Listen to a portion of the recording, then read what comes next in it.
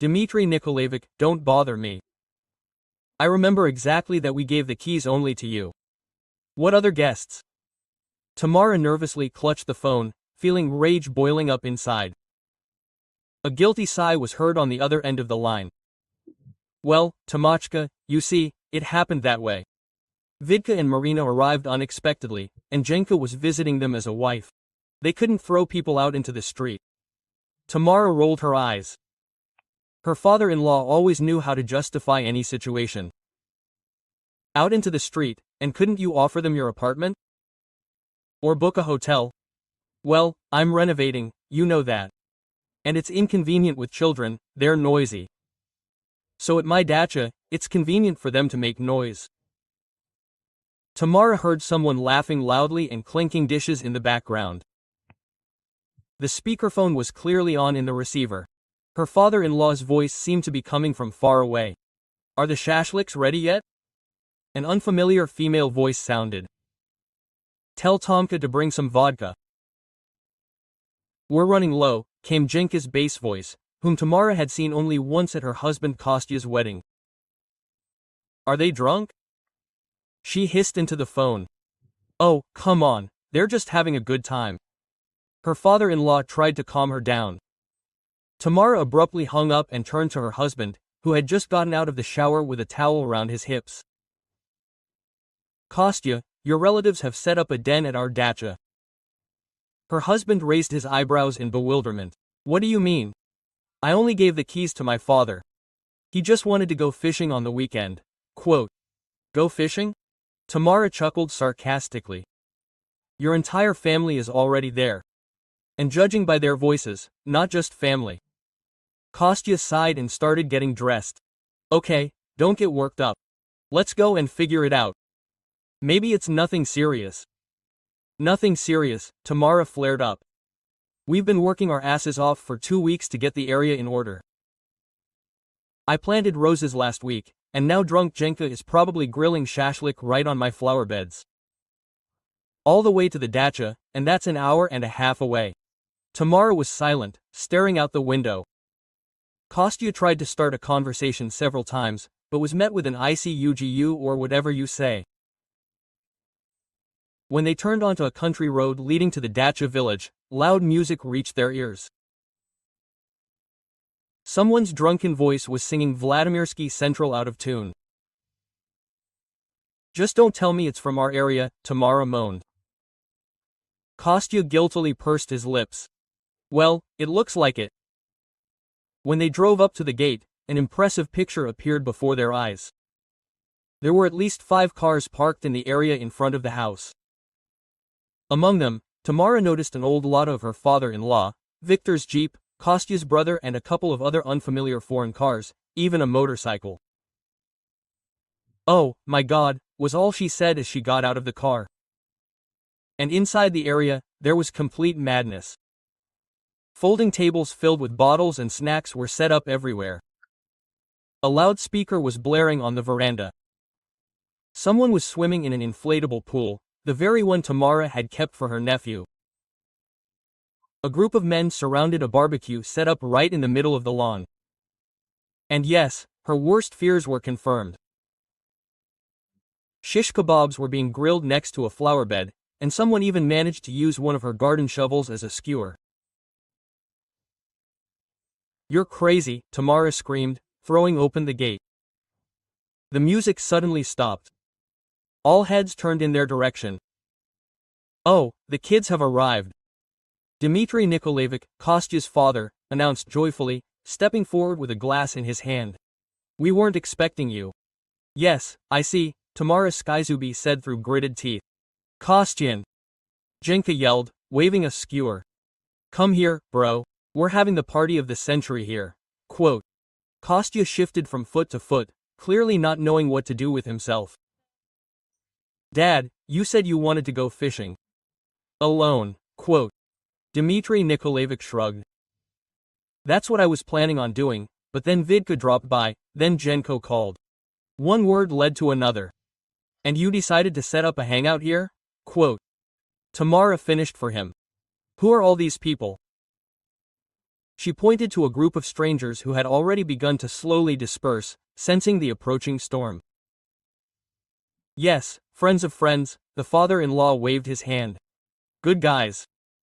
You know who the metalworker is, that one in the blue t-shirt? I promised to fix your gate. And that girl is a masseuse. She says she has golden hands.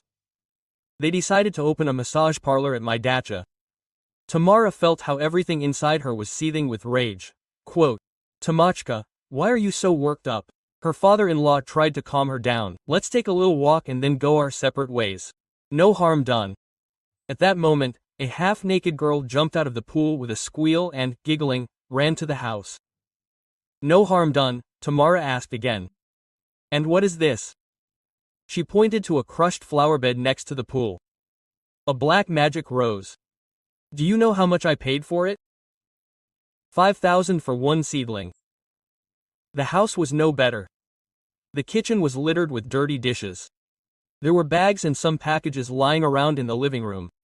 Apparently, the guests were planning to stay for more than one day. Kostya, I'm sick of this, said Tamara, taking her husband aside.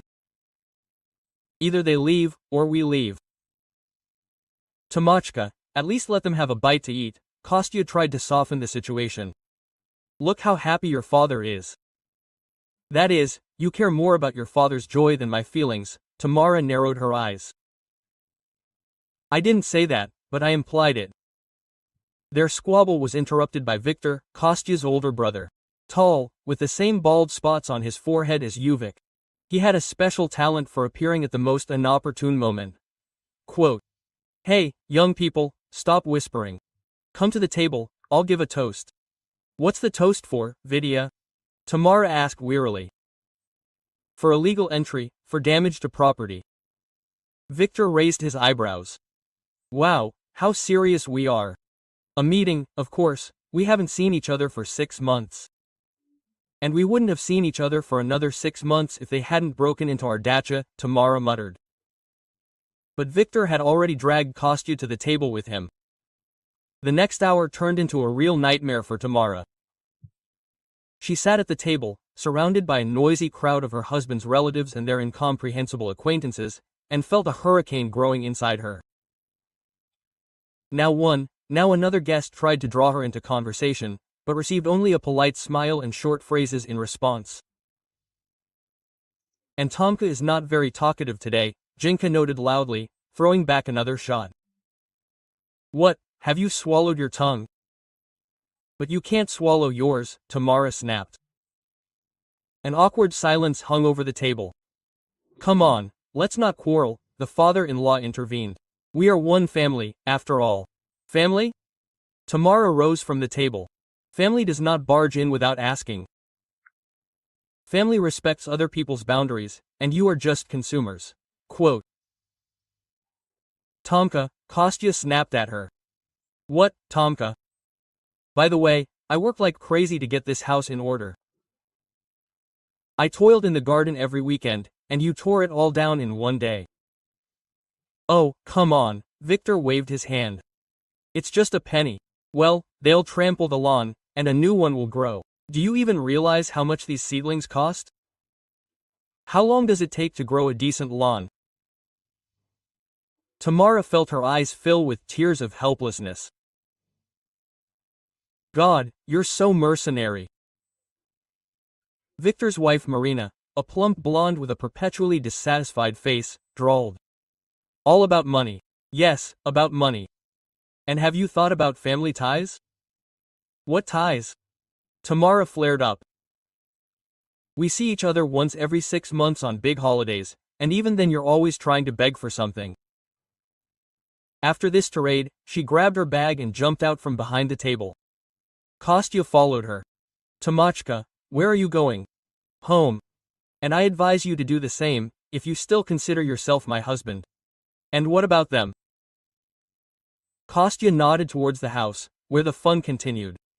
And what about them? Let them burn the house down. You don't care. Kostya grabbed her hand. That's not true. I care. But they are my family. And who am I? Tamara pulled her hand away. A neighbor on the landing.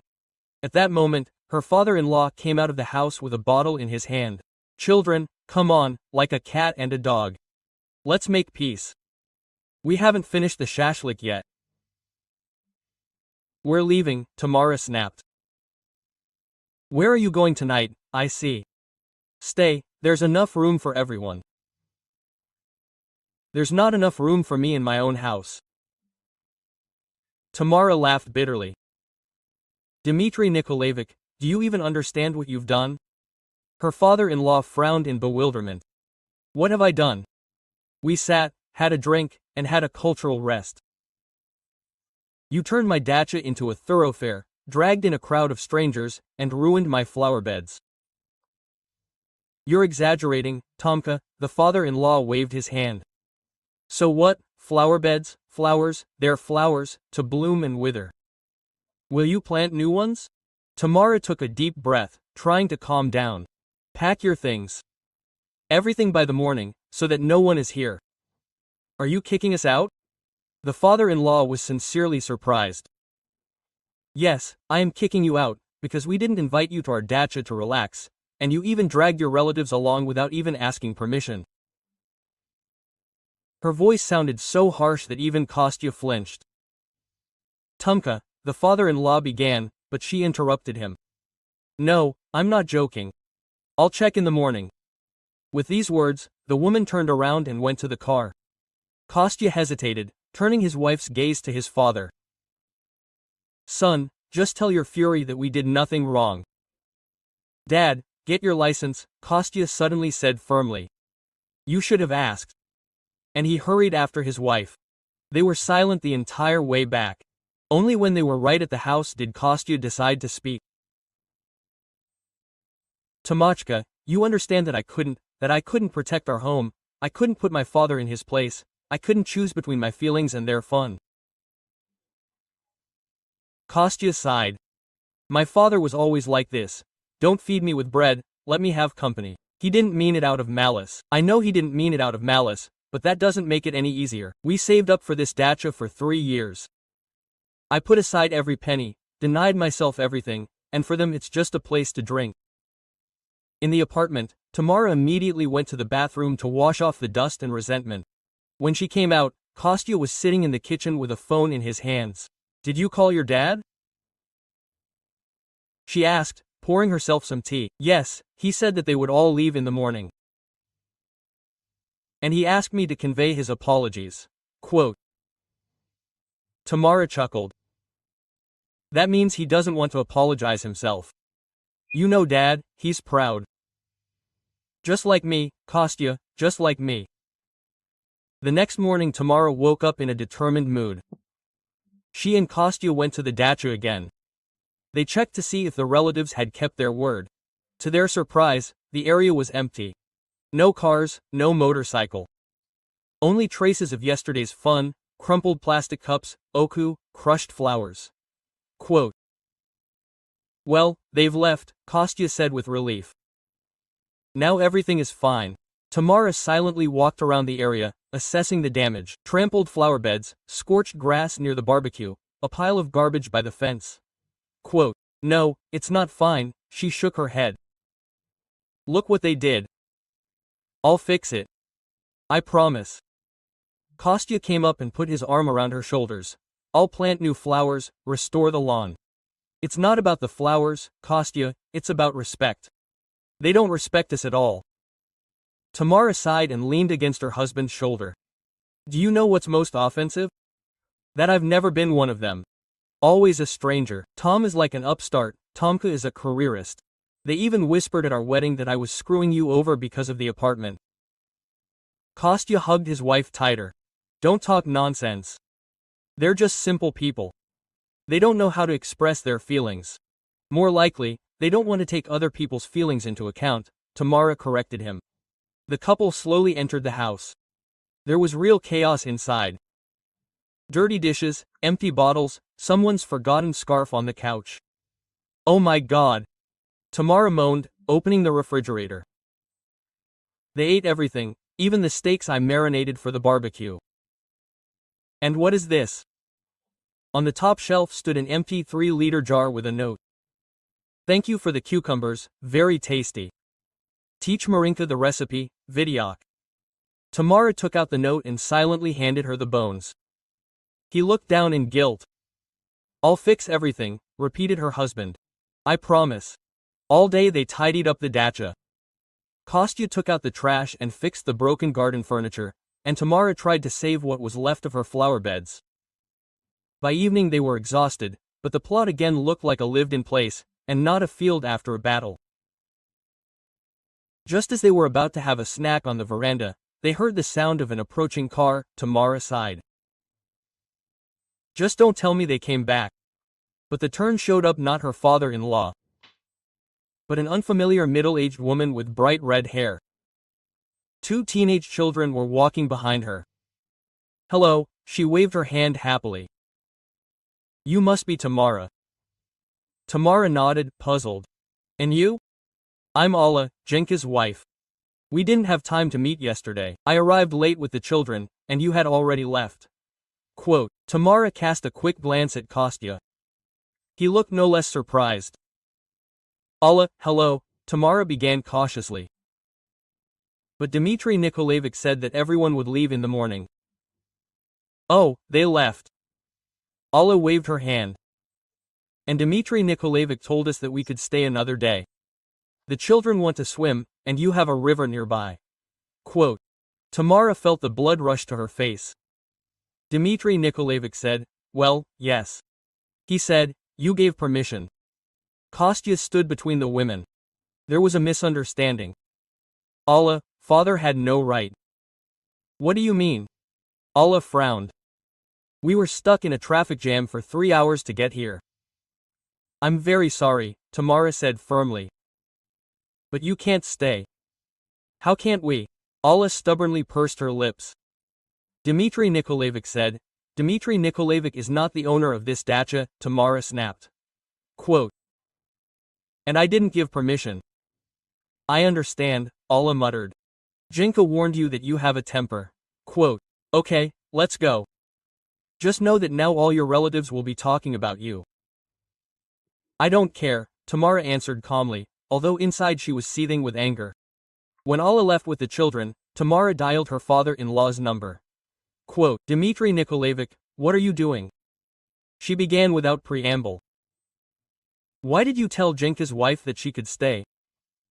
Tamachka, why are you so sorry? Golovik began carelessly. They are with the children, just for 1 day. You have no right to dispose of our house. Tomka, don't get upset. It's no big deal. I wanted what was best. What was best? For whom? For Jenka? For his wife?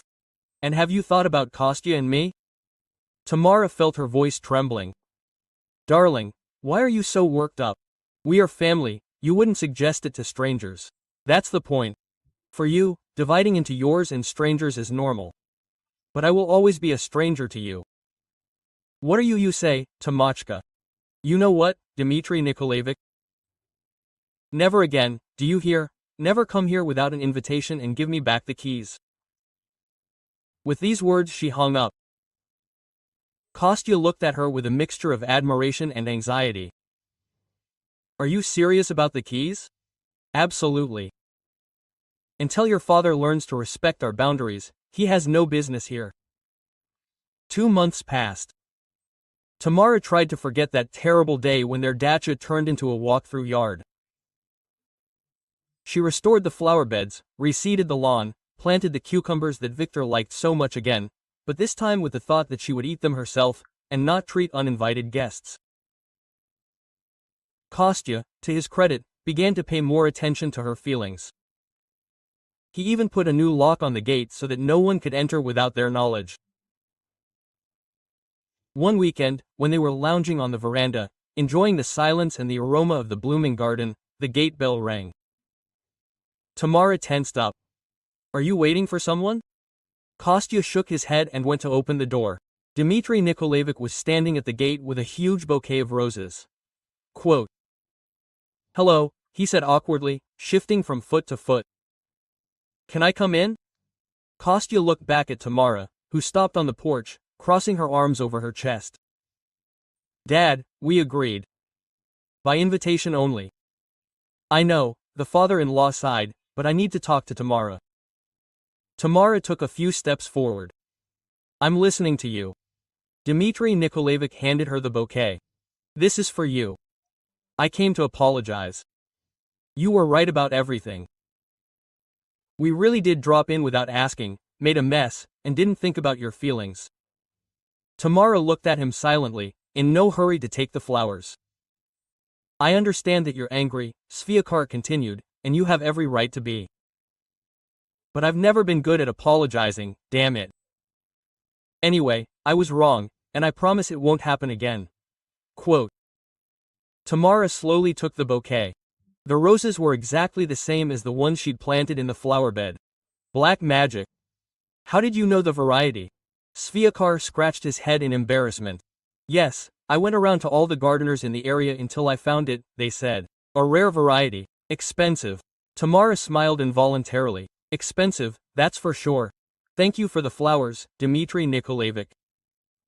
And then he took the keys out of his pocket. I'm returning them. I won't take them again without asking. The woman hesitated, looking at the outstretched palm with the keys, then looked up at Kostya. He nodded slightly, as if to say, decide for yourself. You know what? The daughter-in-law finally said. Keep them for yourself just in case. Just promise that next time you'll warn me before you come. Quote. Svir beamed, honestly, I'll even call a week in advance. Well, a week is too much, Tamara laughed. A day is enough. And one more condition. No uninvited guests. Agreed, Dmitry Nikolaevich nodded seriously. Tamara inhaled the scent of roses. Since you're here, stay for dinner. I'm just about to make shashlik. Quote. Shashlik? The father-in-law perked up. Let me help. Just not in the flower beds, Tamara warned. And all three laughed.